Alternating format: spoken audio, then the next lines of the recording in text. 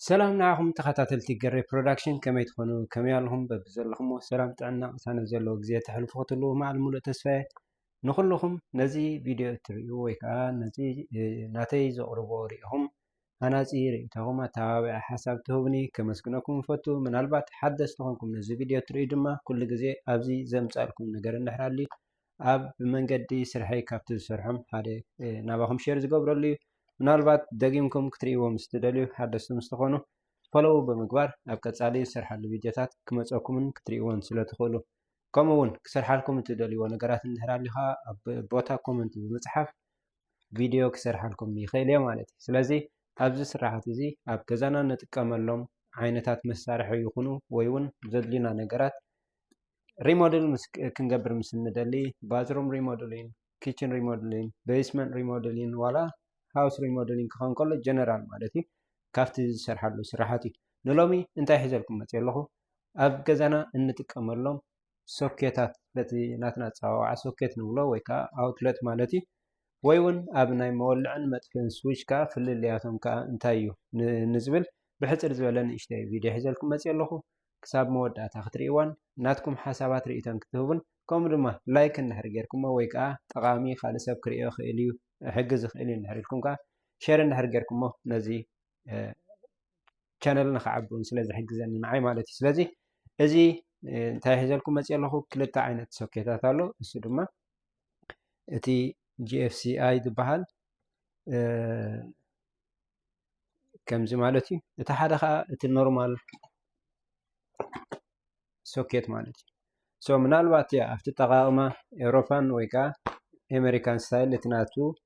ፕላግ ኢን ናቱ ይፈላለዩ ግን ኣብ ኣሰራርሑ እንድሕር መፂና ግን ኢንተርናል ኣሰራርሑ ግን ኩሉ ሓደ እዩ ማለት እዩ። ሶ GFCI ማለት እንታይ ማለት እዩ ኣበይ ክንጥቀመሉ ክንብል ከለና ያ እንድሕር ደሊና ኣብ ኩሉ ክንጥቀመሉ ንኽእል ኢና ግን ሞስትሊ ሬኮመንድድ ኣብ ምንታይ እዩ ዝፀንሐና ኣብ ናይ ባስሩም ወይ ከዓ ኣብ ናይ ክሽነ ሞስትሊ ንማይ ኢንቮልቭ ዝኾነ ከባቢ ዘለዎ እንድሕር ኮይኑ GFCI ክንጥቀም ሬኮመንድ ይገብረና ማለት እዩ። ባዝሩምና እንድሕር ሬጉላር ኣሎ ኮይኑ ምኻብ ከባቢ ጥቃ ሲንክ እንድሕር ኣሎ ኮይኑ ብሕጊ እንታይ ክንገብር ኣለና GFCI ክቅየር ከም ዘለዎ ሬኮመንድ ገብረና። ምናልባት እንድሕር ኣስተብሂልኩምሉ ወይ ገዛ ክትሸጡ ከለኹም ወይ ገዛ ክትገዝኡ ከለኹም እቲ ኢንስፔክተር እንድሕር ከምዚ ዘይብሉ ኮይኑ ኣብቲ ከባቢ ማይ ዝርከቦ ኣብ ክሽነ ወይ ከዓ ኣብ ባዝሩም GFCI እንድሕር ዘየለ ክቅየር ከም ዘለዎ ሬኮመንድ ገብሩና። GFCI እንታይ እዩ ካብቲ ሓደ ፍሉይ ዝገብሮ ማለት እዩ እዚ እንሪኦ ዘለና ክልተ ኣብዚ ሪሴት ባተን ኣሎ እዚ ድማ ንምንታይ ማለት እዩ እንድሕር ፓወር ዘይብሉ ኮይኑ ኣይጥወቕን እዩ ማለት ዝኾነ ክሊክ ኣይንሰምዕን ኢና ፓወር እንድሕር ሃልይዎ ኮይኑ ግን ኣብዚኣ LED ላይት ኣላ እሳ መብራህቲ ትህበና ትሪፕ እንድሕር ገይሩ ትሪፕ ክንብል ከለና ከዓ ዝኾነ ነገር ኦቨርሎድ እንድሕር ኮይኑ እቲ ፓወር እንድሕር በዚሕዎ ወይ እውን ማይ እንድሕር ነጢርዎ ዝኾነ ብዘጋጥም ነገር ኣብ ክንዲ ኣብቲ ሜይን ብሬከር ዝኸይድ ኣብዚኣ ይጠፍእ ማለት እዩ። ሶ ሕጂ ከም ሴፍቲ ማለት እዩ ሴፍቲ ሃዛርድ እዩ ማለት እዩ GFCI ማለት እዩ። ሕጂ እንታይ እዩ ዝጠቅመና እዚ ኣብቲ ፓወር ዝበዝሓሉ ግዜ እንድሕር ከም ልሙድ እንጥቀመሉ እንድሕር ሃልዩ ኮይኑ እቲ መባዝሒ ንብሎ ናይ ሶኬታት መባዝሒ እንድሕር ሪእና ቀያሕ ስዊች ኣላ ኦን ኦፍ ትገብራ ማለት እዩ። ሕጂ ዝኾነ ትሪፕ እንድሕር ገይሩ ዋየር ኣብኡ እንድሕር ፓወር ከዓ ኦቨርሎድ እንድሕር ካብ ዓቐን ንላዕሊ ኮይኑ እንታይ ትኸውን እታ ቀያሕ ትጠፍእ ምሽ ደሰም ወይ ከዓ እዚ ሶኬት እዚ GFCI ተባሂሉ ዝፅዋዕ ናቱ ሪሴት ባተን ኣለዎ። ሳምታይምስ እንታይ ንገብር ኢና እዚኣ እንድሕር ጠፊኣ ፓወር ዝጠፍአ መስለና እዩ ኣብቲ ሜይን ብሬከር ናቱ እቲ ቦክስ እንድሕር ከድና ኣብኡ እቲ ብሬከር ኦን እዩ ዘሎ ምክንያቱ ኣይጠፍአን እቲ ሴፍቲ ቅድሚ ናፍቲ ብሬከር ምብፅሑ ኣብዚ ስለ ዝጠፍእ ስለዚ ፓወር ጠፊእና ኢልና ንሸቐል ሰባት ብዙሓት ክንህሉ ንኽእል ኢና። ስለዚ ክትገብርዎ ዝግባኣኩም እንድሕር እታ ሪሴት ባተን እዚኣ ናትኩም እታ LED ላይት መብራህቲ ቀይሕ ብሉ ግሪን ክኸውን ይኽእል እዩ እሳ እንድሕር ዘይተወሊዓ ወይ ከዓ ነዚኣ ጠዊቅኩማ እንድሕር ክትምለስ ዘይክእል ኮይና ፓወር የለን ማለት እዩ። እቲ ፓወርኩም ጠፊኡ እዚኣ እንድሕር ጠፊኣ እንድሕር ኣብቲ ሜይን ባክስ ከዓ ኦን እንድሕር ሃልዩ ኮይኑ እቲ ምክንያት እንታይ እያ እዚኣ ሰልፍ ታብ ስለዝኾነት ባዕሉ ጠፊኡ ኣሎ ማለት እዩ። ቴስት ዝብል ኣሎ እዚ እንድሕር ሪኢኹም ሕጂ እንድሕር ኣስተብሂልኩምሉ ገዛኹም እዚአን ኣለዋ እታ ሓንቲ እንድሕር ጠዊቕናያ ጠፊኣ እንድሕር ፀኒሓ ናብቲ ኖርማል ትምለስ እንድሕር ትሪፕ ገይሩ ከዓ ይጠፍእ ምናልባት ካልእ ሶኬት እዚኣ ጥቃ ሲንክ ኣላ ንበልና እቲ ካልእ ሶኬት ኖርማል ሶኬት እንድሕር ኣሎ ኮይኑ ኖርማል ክብለኩም ከለኹ ከምዚ ዓይነት እንድሕር ኣሎ ኮይኑ ማለት እዩ እዚ እንድሕር ዝኾነ ትሪፕ ገይሩ ደመይ ናፍቲ መይን እዩ ዝጠፍእ ንስኻ ኣብዚ ሪኢኹም ኣለኹም ብራስ ወይ ከዓ ጎልደን ስክሩላ በዚ ከዓ እቲ ኒኬል ንብሎ ወይ ሲልቨር ክስታይ ከዓ ኣላ እዚኣ ግሪን ከዓ እዚ ግሪን ናይ ግራውንድ ክኸውን ከሎ እዚ ሲልቨር ከዓ ነታ ፃዕዳ ኒውትራል እናኣስረሉ እዩ ክልቲኡ ማለት እዩ ክልተ ዋየር እንድሕር ኣለና ኮይኑ ፃዕዳ ክልቲኡ እናኣስረሉ እዩ ሓደ ዋየር እንድሕር ኣለና ኮይኑ ከዓ ሓደ ዋየር ኒውትራል ኣብዚ ፃዕዳ ናኣስር ግራውንድ ኣብዚ ናኣስር እዚ ጎልድ ወይ ከዓ ብራስ ዝረአየና ዘሎ ከዓ ናይ ፓወር ማለት እዩ እቲ ሃት ፀሊም ቀይሕ ክኸውን ይኽእል እዩ ማለት እዩ እዚ መጥፍኢ ስለ ዘይብሉ ዳይረክት ኮኔክት እንድሕር ኮይኑ ናፍቲ ሜን ቦክስ እዩ ዝጠፍእ ካብዚ ፊድን ወሲዱ ካብዚ GFCI ፊድን ወሲዱ ናብዚ ኮኔክት ይገብር እንድሕር ሃልዩ ኣብዚ እዚ GFCI ኣብ ዝጠፍኣሉ ግዜ እዚኣ ከዓ ምስኣ ትጠፍእ ምክንያቱ እቲ ፊድን ካብዚ ስለ ዝወስድ ዘሎ ማለት እዩ ጠፊእና ኢልና ንሻቀል ክንህሉ ንኽእል ኢና ሜክ ሹር ግን እዚኣ ኦን ምህላዋን ዘይምህላዋን ኣብቲ ብሬከርኩም ኣይጠፍአን ክኸውን ይኽእል እዩ ኣብዚ ግን ባዕሉ ሰልፍ ታብ ስለ ዝጠፍእ